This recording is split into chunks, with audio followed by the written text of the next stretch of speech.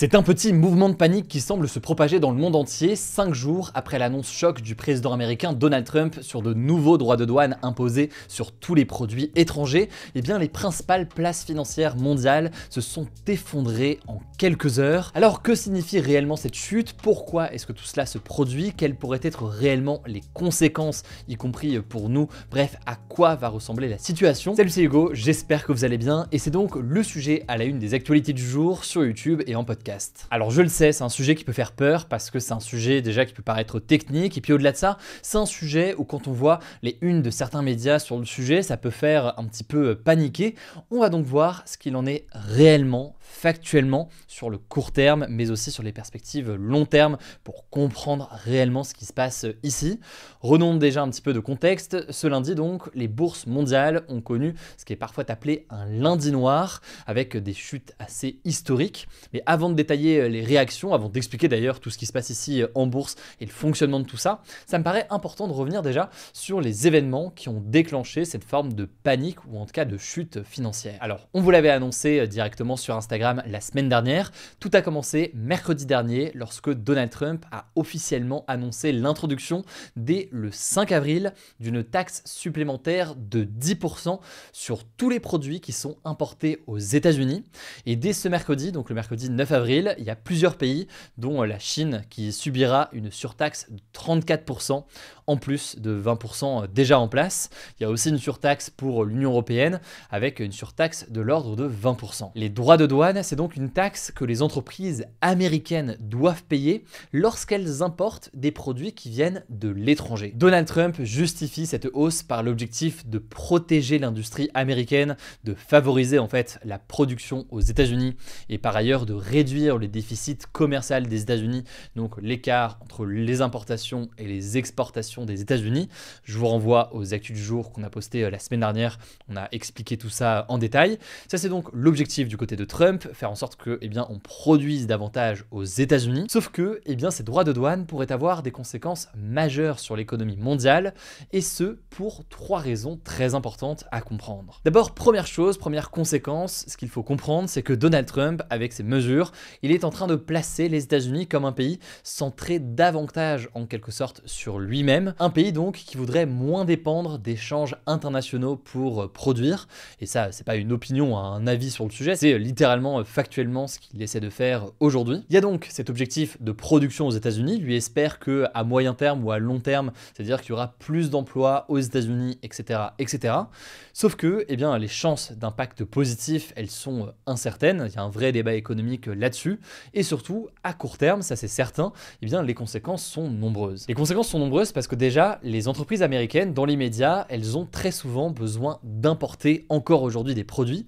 Je sais pas, on peut imaginer une entreprise qui assemble des choses aux États-Unis, mais qui a besoin de pièces détachées qui vont venir par exemple de Chine. Là, avec la hausse des droits de douane, ça va coûter très cher d'importer ces pièces détachées, et ça pourrait donc mettre en difficulté de nombreuses entreprises américaines, ralentir du coup l'activité économique, entraîner potentiellement une hausse des prix parce que ces entreprises américaines doivent répercuter la baisse de la marge potentielle par exemple qu'ils ont eu, entraîner éventuellement aussi une hausse du chômage si certaines entreprises sont en difficulté, et plus largement ça peut amener à une recomposition des échanges internationaux, et ça, quoi que chacun pense des décisions de Donald Trump, c'est assez intéressant à observer, donc on en reparlera dans les prochains jours. Ça c'est donc côté américain avec ses inquiétudes sur le court terme à minima. L'autre conséquence majeure, c'est pour des entreprises du monde entier qui comptaient donc sur leurs exportations aux États-Unis. On va prendre un exemple français pour que ce soit très clair.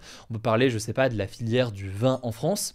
Le vin français, par exemple, il est beaucoup exporté aux États-Unis. En effet, ça peut dissuader dans la situation actuelle les particuliers ou les entreprises états-uniennes d'acheter du vin français, puisqu'il y a donc un risque qu'il coûte beaucoup plus cher. Ça explique donc assez facilement l'impact sur des entreprises du monde entier. Et puis enfin, ce qu'on peut noter, c'est qu'il y a véritablement un risque de surenchère et de guerre commerciale qui se prolonge dans la situation actuelle. Par exemple, on peut noter que la Chine a annoncé une hausse de taxes de 34% sur les produits américains importés en Chine. C'est une surtaxe qui sera appliquée appliqué dès ce jeudi, qui va donc augmenter là aussi les tensions commerciales. Et là aussi, ça va avoir donc un impact pour les entreprises chinoises, mais aussi pour les entreprises américaines. Je sais pas, par exemple, on peut imaginer une entreprise américaine dans le domaine du luxe, disons, qui serait présente en Chine. Bon bah là, avec cette hausse des droits de douane, ça peut être un petit peu plus compliqué d'exporter. Et au passage, c'est peut-être un point important à comprendre, même si Donald Trump veut produire davantage aux États-Unis, ça c'est très clair, eh bien il faut quand même garder en tête que les États-Unis, ils comptent aujourd'hui beaucoup sur le reste du monde pour exporter leurs produits. En gros, faire en sorte que les entreprises des États-Unis, elles aient pas seulement le marché des États-Unis comme marché, mais qu'elles puissent éventuellement exporter partout dans le monde. Sauf que si maintenant ces entreprises américaines font elles-mêmes face à des hausses de droits de douane, eh bien ce sera pas idéal, et là aussi donc ça peut mettre en difficulté les entreprises américaines. Bon, vous me direz dans les commentaires sur YouTube et en podcast si c'est clair sur cet aspect-là, mais ça me semblait important de faire un petit point là-dessus. Alors maintenant, comment est-ce que les marchés financiers ont réagi et de quoi parle-t-on réellement quand on parle de chute ici? Bon, déjà pour comprendre, on peut prendre les marchés financiers asiatiques, donc les bourses asiatiques, Tokyo, Séoul ou encore Hong Kong ont enregistré une forte chute. Un exemple, la bourse de Hong Kong a enregistré une baisse historique de moins 13,22%. Pour vous donner une idée, c'est tout simplement la pire chute pour cette place boursière depuis la crise boursière asiatique de 1997. Alors qu'est-ce que ça veut dire ici, une chute en bourse? Eh bien ça veut dire que les actions des entreprises qui sont cotées à la bourse de Hong Kong, donc des grosses entreprises dont on peut acheter et vendre des parts en bourse, eh bien ces entreprises ont perdu énormément de valeur en une journée, puisque à l'échelle donc de toute la bourse de Hong Kong, c'est une chute de 13,22%. Mais les bourses asiatiques, c'est pas les seules à avoir été touchées par les annonces de Trump. En Europe, les bourses ont suivi la tendance et ont ouvert en chute libre. Par exemple à Paris, l'indice donc du CAC 40 a chuté de 6,46% dès l'ouverture des marchés, après une perte de 4,26% vendredi dernier. Ça veut dire donc avec ce CAC 40 que la valeur des 40 plus grandes entreprises françaises cotées en bourse a considérablement baissé. Alors au moment où j'enregistre ici lundi après-midi, on n'a pas encore le chiffre à la clôture, mais on peut supposer donc que ça ira dans le même sens. Bref, on va pas faire le détail de toutes les bourses du monde, de toute façon il faudra suivre tout ça sur le long cours, mais c'est ce qu'on a pu observer donc en ce début de semaine. Alors face à tout cela, Donald Trump a voulu relativiser la panique boursière à laquelle on assiste actuellement, affirmant, je cite, qu'il faut parfois prendre un traitement pour se soigner. Le président américain compare donc la situation économique actuelle à une maladie qu'il faut traiter, et selon lui, les baisses boursières sont le prix à payer pour réduire la dépendance des États-Unis aux importations étrangères. Et dans l'après-midi d'ailleurs, lundi, Donald Trump a déclaré, je cite, « Ne soyez pas faibles, ne soyez pas stupides ». C'est ce qu'a lancé Donald Trump quelques minutes avant justement l'ouverture de Wall Street, l'ouverture donc de la bourse à New York. Alors maintenant, quelles pourraient être les conséquences de ces chutes sur l'économie mondiale? Bon déjà, disons-le, c'est important de le comprendre, il est trop tôt aujourd'hui pour conclure quoi que ce soit. La bourse, c'est souvent et surtout à analyser sur du temps long. Il y a des baisses et il y a des hausses tous les jours. Alors là, certes, c'est des baisses qui sont particulièrement importantes, surtout sur certains secteurs ou dans certains pays. C'est ce qui fait qu'on en parle aujourd'hui. Alors ça ne veut pas dire que c'est pas intéressant à analyser, mais évidemment, il faudra voir tout ça dans les prochains jours et voir notamment si éventuellement ça se calme dans les prochains jours. Mais tout de même, il y a des choses qu'on peut noter, notamment une chute du prix du baril de pétrole qui a atteint son plus bas niveau depuis 2021. Et puis au-delà de ça, dans le cas évidemment où tout ça se confirme dans les prochains jours et qu'il y a une baisse qui s'accentue ou qui reste présente dans les prochains jours, ça peut poser des questions plus larges sur l'économie et sur chacun d'entre nous. Bon, déjà, les banques, face à une instabilité économique, elles deviennent plus prudentes. Elles peuvent donc décider, dans certains cas, d'accorder moins de crédits aux entreprises ou encore aux particuliers, ce qui peut ralentir l'activité économique en réduisant l'accès au financement. Ça peut aussi pousser certains investisseurs à être moins enclins à investir, y compris d'ailleurs des entreprises qui se disent que dans la conjoncture actuelle et dans la situation actuelle, eh bien, ils préfèrent être prudents. Ça peut donc aussi à terme entraîner une récession, donc un ralentissement économique majeur. Enfin, plus largement, on peut imaginer une baisse des échanges commerciaux et des investissements étrangers. Ça, c'est donc avec la hausse des droits de douane qu'on évoquait tout à l'heure. Il peut y avoir une forme de ralentissement des échanges, même si là-dessus, il faut nuancer, parce qu'on a vu la semaine dernière que ça peut aussi pousser d'ailleurs certains pays à créer des nouvelles alliances. On a parlé d'opportunités de rapprochement entre la Chine et l'Union européenne, par exemple. Ce sera intéressant de voir, mais c'est le cas dans les prochains jours. Cela dit, c'est très important de comprendre que tout ça, c'est spéculatif aujourd'hui, dans le sens où la situation, elle est extrêmement instable. À ce jour, personne ne peut affirmer avec certitude comment cette situation va évoluer. Par ailleurs, concernant les droits de douane qu'on a évoqués ici, je pense que vous le savez si vous avez l'habitude de voir ce format des actus, eh bien Donald Trump a déjà entamé des négociations. On peut noter que le ministre des Finances américain Scott Bessent a déjà déclaré que plus de 50 pays avaient sollicité des négociations sur ces mesures, potentiellement donc pour trouver un accord et mettre fin à cette hausse de droits de douane entre les pays. Autrement dit, il y a un monde où il garde tel quel tout ce qu'il a mis en place la semaine dernière, mais il y a aussi un monde où à l'échelle de certains pays, il décide finalement peut-être de baisser ou d'annuler certaines hausses de droits de douane en échange d'un accord. D'ailleurs, on peut voir que côté européen et du côté de l'Union européenne, c'est l'un des objectifs clairement des dirigeants européens. Il y a à la fois des formes de sanctions avec l'Union européenne qui envisagerait notamment d'exclure les entreprises américaines de marché public européens, mais il y a aussi des réflexions de taxation et de hausse de droits de douane, notamment sur des produits numériques. A l'inverse, il y a aussi une autre main qui est tendue avec l'objectif potentiellement d'avoir un accord. Typiquement, on peut noter que l'Union européenne a proposé aux États-Unis une exemption de droits de douane totale et réciproque pour ce qui est appelé les biens industriels.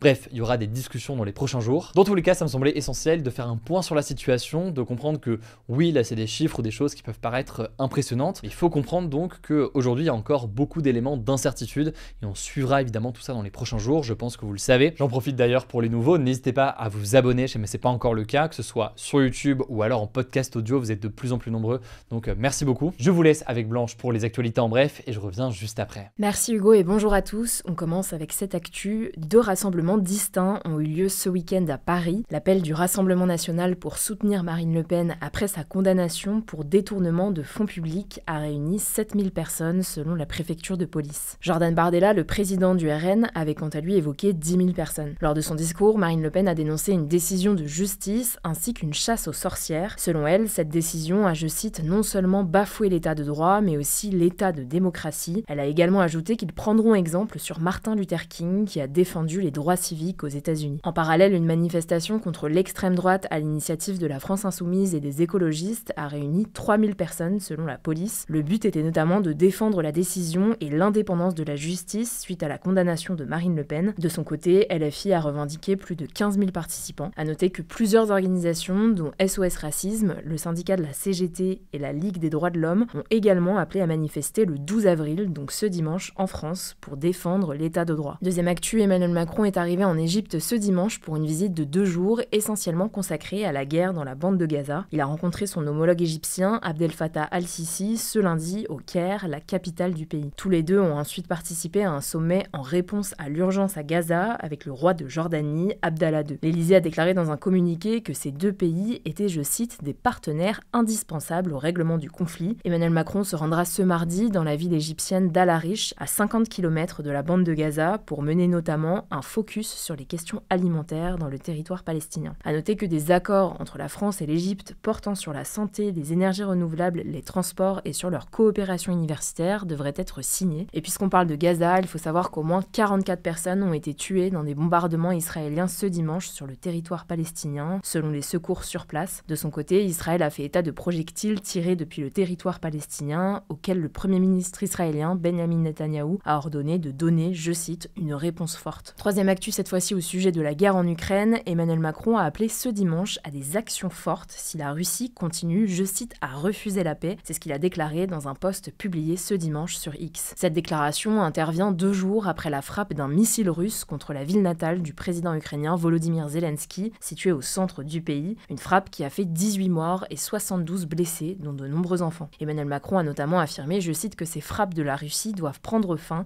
ajoutant qu'il fallait un cessez-le-feu dans les meilleurs délais. Le président français a notamment déploré le fait que la Russie, je cite, poursuit la guerre avec une intensité renouvelée, alors que l'Ukraine a accepté il y a 1 mois la proposition américaine d'un cessez-le-feu de 30 jours. A noter que dans la nuit de samedi à dimanche, des frappes russes ont fait 2 morts, dont l'un à Kiev, la capitale ukrainienne, ainsi que plusieurs blessés. Quatrième actu, dans le nord de la France, 3 jeunes de 19 à 24 ans, soupçonnés d'avoir planifié ou contribué à un projet d'attentat, ont été mis en examen examen. C'est ce qu'a annoncé ce dimanche le parquet national antiterroriste. Ils ont été interpellés la semaine dernière. 2 d'entre eux ont notamment été mis en examen pour association de malfaiteurs terroristes et ont été placés en détention provisoire. Cette affaire a été révélée après la dénonciation d'un proche qui craignait un passage à l'acte imminent. De ce que l'on sait, le principal suspect, âgé de 19 ans, était très actif sur les réseaux sociaux où il faisait l'apologie du terrorisme. Il était jusqu'ici inconnu des services de renseignement. La police aurait découvert sur place une lettre d'allégeance au groupe État islamique, des documents expliquant comment fabriquer un puissant explosif utilisé dans les attentats suicides, ainsi qu'un gilet d'explosifs avec des pétards. Parmi les cibles qu'il aurait évoquées dans leur discussion, il y a notamment un lieu public ou encore la communauté juive, mais l'enquête devra préciser la date et la nature de ce projet. 5e actu, une nouvelle phase des relations entre la France et l'Algérie s'est ouverte, a annoncé ce dimanche le ministre français des Affaires étrangères, Jean-Noël Barrot, marquant ainsi la reprise de la coopération entre les deux pays après 8 mois de crise diplomatique. On en a déjà parlé dans ce format, les relations entre la France et l'Algérie se sont particulièrement dégradées, notamment après qu'Emmanuel Macron a officiellement reconnu la souveraineté du Maroc sur le Sahara occidental. Le Sahara occidental, c'est un territoire contesté entre le Maroc et le Front Polisario, qui est lui soutenu par l'Algérie. Jean-Noël Barrot, en visite à Alger, la capitale d'Algérie, a également déclaré qu'avec le président du pays, Abdelmadjid Tebboune, ils avaient, je cite, exprimé la volonté partagée de lever le rideau et de reconstruire un partenariat d'égal à égal, serein et apaisé. Il a également annoncé la réactivation de l'ensemble des mécanismes de coopération entre les deux pays. A noter que cette visite intervient une semaine après l'appel entre Emmanuel Macron et Abdelmadjid Tebboune qui a acté la reprise du dialogue. Si vous voulez en savoir plus sur les relations entre la France et l'Algérie, je vous renvoie à notre vidéo disponible sur notre chaîne Grand Format sur le sujet. Et on termine avec cette actu, les débats sur le changement du mode de scrutin pour les élections municipales à Paris, Lyon et Marseille ont commencé ce lundi à l'Assemblée nationale, à moins d'1 an des prochaines municipales. En fait, depuis 82, les électeurs de Paris, Lyon et Marseille votent par arrondissement ou par secteur et non à l'échelle de la commune entière. Une partie des conseillers élus vont siéger au conseil municipal de la ville et élisent le maire de la commune. Sauf que ce mode de scrutin est pas mal critiqué parce qu'il peut conduire à l'élection d'un maire ayant réuni une minorité de voix de la part des habitants. Et donc le texte écrit par le député Renaissance de Paris, Sylvain Maillard, examiné ce lundi, prévoit d'instaurer dès les municipales de 2026 2 scrutins distincts pour Lyon, Paris et Marseille. L'un pour élire les conseillers d'arrondissement ou de secteur, l'autre pour élire ceux du conseil municipal sur une circonscription unique. A noter que ce texte est soutenu par le parti Renaissance, le RN et LFI, alors que le reste de la gauche et les Républicains y sont plutôt opposés. En cas d'adoption, il sera examiné à partir du 3 juin au Sénat. Merci beaucoup Blanche pour ces actualités en bref. Alors je pense que vous le savez, pour plus d'actu, rendez-vous sur Instagram, le nom du compte c'est Hugo Décrypte. Dernière chose, on a publié une interview exclusivement en podcast audio donc, c'est une interview de Youssoupha. Ça se passe directement sur Spotify, Apple Podcasts, Deezer, etc. N'hésitez pas à vous abonner, vous tapez Hugo Décrypte, vous allez pouvoir retrouver l'interview. Prenez soin de vous, prenez soin de vos proches, et puis on se dit à demain pour une nouvelle vidéo.